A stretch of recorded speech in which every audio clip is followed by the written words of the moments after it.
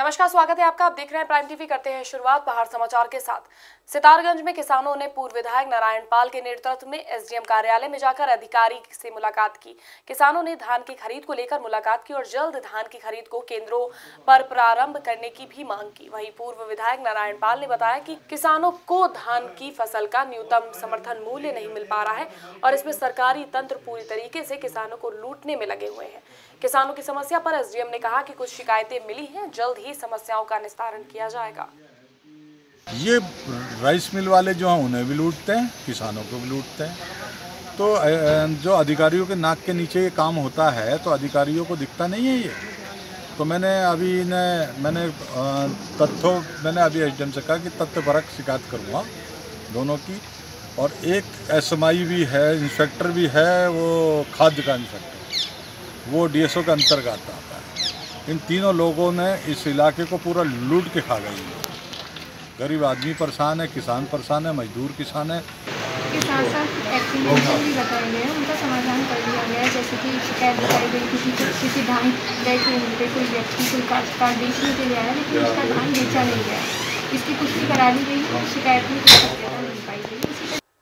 पहाड़ों में पर्यटकों की भीड़ जुटने लगी है। हजारों की संख्या में पर्यटक मसूरी पहुंचे। एक साथ पर्यटकों के आने से सड़क पर जाम लग गया, गाड़ियों की लंबी कतारें लग गई। इससे यातायात पूरी तरह से बाधित हो गया। जाम को खुलवाने के लिए पुलिस को कड़ी मशक्कत करनी पड़ी। वहीं कोविड-19 के नियमों का पालन कराते हुए बिना मास्क के घूमने वाले पर्यटकों का चालान किया गया। दिल्ली से आए पर्यटक ने बताया कि इतने लंबे समय के बाद वो यहाँ पर आए हैं और यहाँ आकर उन्हें बेहद खुशी हो रही है।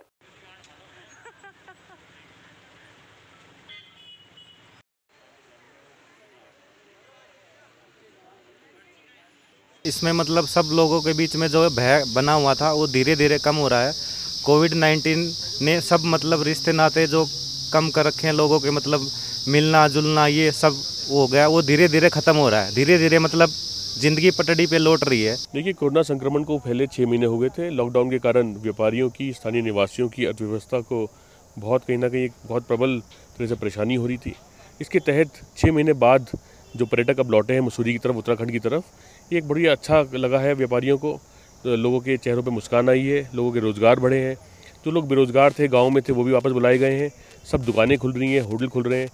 तो ऐसा लगता है कि आने वाले 2-3 महीने में पूरा का पूरा प्रारूप जो है वो वापस पहले की तरह आ जाएगा। लंबे इंतजार के बाद नई टिहरी के डोबरा चांठी पुल पर वाहनों का ट्रायल शुरू किया गया। कोरियन कंसल्टेंट की निगरानी में पुल पर गाड़ियों का ट्रायल किया गया। पुल पर लोड की टेस्टिंग सफल हुई। सफल ट्रायल के बाद कंसल्टेंट सरकार को फाइनल रिपोर्ट सौंपेंगे। इसके बाद ही सरकार पुल पर गाड़ियों की आवाजाही शुरू करेगी।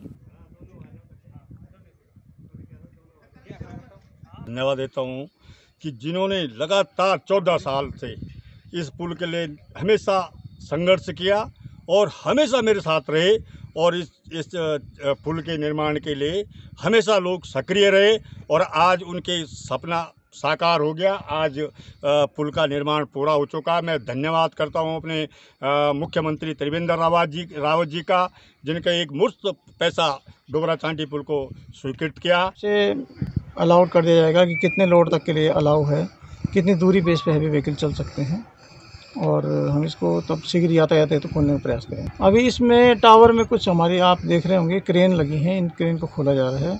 अक्टूबर लास्ट तक उम्मीद है कि हम इसको पूरा करें। आज जो यहाँ पर डोबरा चांठी पुल में टेस्टिंग का कार्यक्रम हुआ है, अपने इस देश के यशस्वी प्रधानमंत्री आदरणीय नरेंद्र मोदी जी, इस प्रदेश के यशस्वी मुख्यमंत्री त्रिवेंद्र सिंह रावत जी और इस क्षेत्र के बहुत ही लोकप्रिय विधायक विजय सिंह पंवार जी को बहुत बहुत धन्यवाद और उनका आभार व्यक्त करता हूं।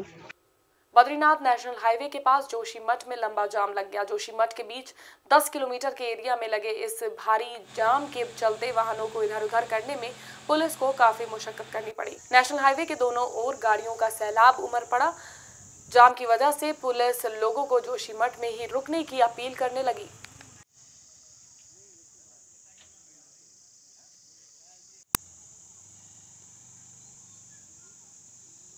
जोशीमठ में सेना की गाड़ी से प्रशासन की गाड़ी की टक्कर हो गई। प्रशासन की गाड़ियां जाम में फंसे यात्रियों को पानी बांट रही थी। बताया गया कि गाड़ी अनियंत्रित होकर सेना की गाड़ी से टकरा गई। हालांकि एक्सीडेंट में लोगों को कोई नुकसान नहीं हुआ है।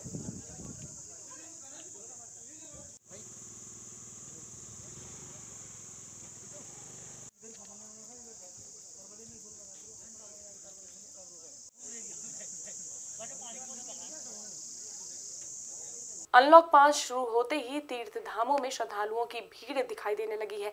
केदारनाथ धाम आने वाले श्रद्धालुओं की संख्या में इजाफा हुआ है।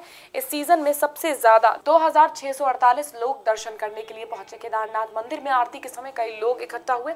अब तक 14,000 से ज्यादा लोगों ने भगवान भोलेनाथ के दर्शन किए हैं।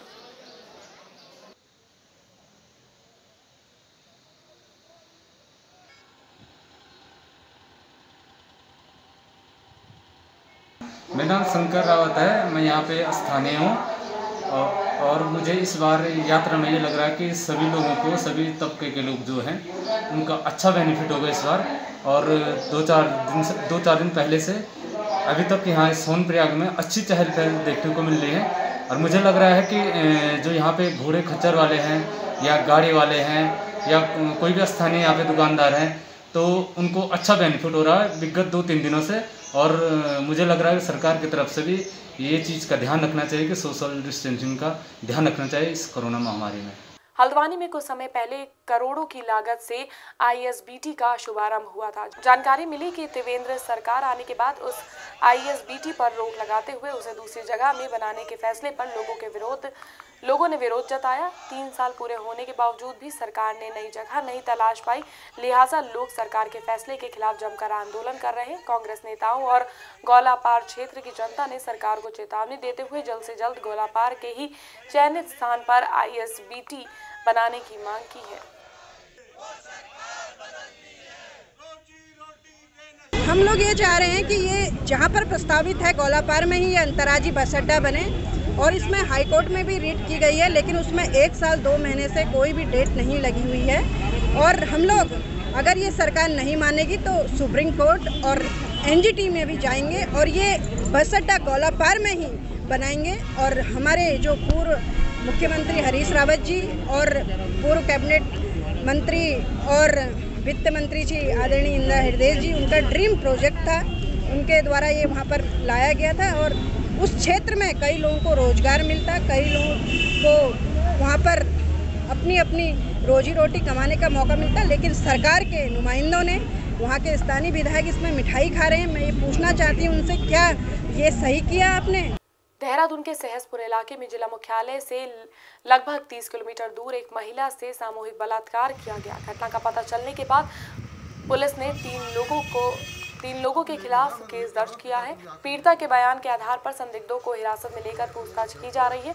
पीड़िता ने पुलिस को बताया कि रेप के बाद भी काफी समय तक आरोपी ने उसे बंदी बनाकर रखा था। वहीं सामूहिक दुष्कर्म की जानकारी मिलते ही कांग्रेस के प्रदेश अध्यक्ष प्रीतम सिंह सहसपुर थाने पहुंचे।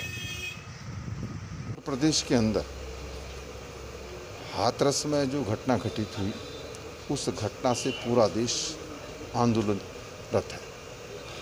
और आपने देखा होगा हाथरस की घटना में ना तो मीडिया को जाने दिया गया, ना उनके परिवार के लोगों को अंदर जाने दिया गया और ना ही अन्य लोगों को जाने दिया गया। जिला अधिकारी किस तरीके से परिवार से बात करते हैं उसको भी आपने दिखाने का काम किया है।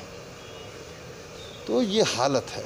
और राहुल गांधी और प्रियंका गांधी जी को तो बड़ी मशक्क़त करनी पड़ी और जिस तरीके का व्यवहार पुलिस ने राहुल गांधी जी और प्रियंका गांधी जी के साथ किया, निश्चित रूप से कड़े शब्दों में कांग्रेस उसकी निंदा भी करती है।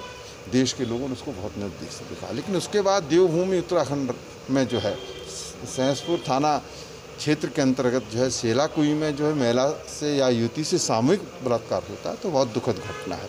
मैं आया था इस बात को जानने के लिए। मैं पीड़िता के परिवार या घर पर गया, वहाँ पर ताला लगा हुआ है। पूरे परिवार को जो है पुलिस ने उठा रखा है। एसएसपी के निर्देश पर इनामी बदमाशों को पकड़ने के लिए अभियान चलाया जा रहा है। अभियान के तहत सितारगंज पुलिस ने 3 शातिर बदमाशों को गिरफ्तार किया है। पुलिस ने जानकारी देते हुए कहा कि बदमाशों के ऊपर पहले से मुकदमे दर्ज हैं और अब तीनों को न्यायालय में पेश करने की तैयारी की जा रही है।